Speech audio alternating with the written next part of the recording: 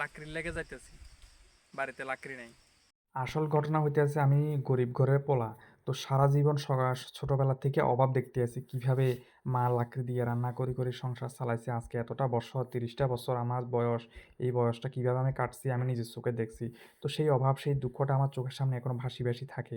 যাই হোক, ঘরের মধ্যে লাকড়ি নাই। লাকড়ি না নিলে তো আবার ভাত রান্না করতে পারতাম না। উনুনে আগুন জ্বলতো না।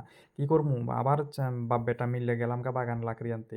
এখন এই লাকড়িগুলো কাটতেছি, রেডি করতেছি, বাড়িতে নিয়ে যাবো। তারপর বউর হাতে দুমু, মায়ের হাতে দুমু, বলবো যে লাকড়ি আনছি, এবার ভাত রান্না করো, আজকে পেট ভরে গরম গরম ভাত খাবো।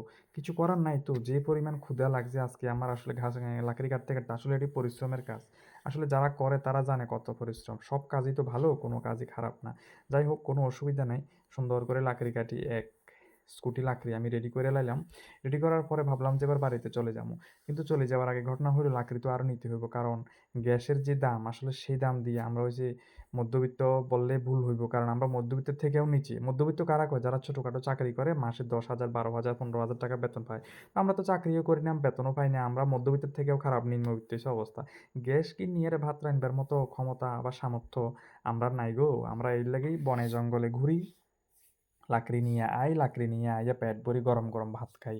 ভাত খাইয়া সবাই মিলে হাসি খুশিতে থাকি। কোনো ঝামেলা নাই, কোনো ভেজাল নাই। সহজ সরল জীবনযাপন করি আমরা। কোনো ভেজাল নাই। দাঁড় দিয়ে লাকড়ি কাটতে সেই ছোটবেলার কথা মনে পড়ে যাইতেছিল। ছোটবেলায়ও মায়ের সঙ্গে যাইয়া যাই এরকম লাকড়ি কাটছি। বিশ্বাস করেন, খুব ভালো লাগে। ক্যামেরাম্যানটা আছে, ক্যামেরাম্যানটা কে আছে? ক্যামেরাম্যান হইছে আমার মা। কারণ আমি যেখানে যাই একটা ক্যামেরাম্যান নিয়ে যাই। ক্যামেরাম্যান ছাড়া তো আসলে আবার ক্যামেরা করা যায় না। না হলে তো আমি যে এত কষ্ট করতেছি, এটা কেমনে দেখামু আপনারারে?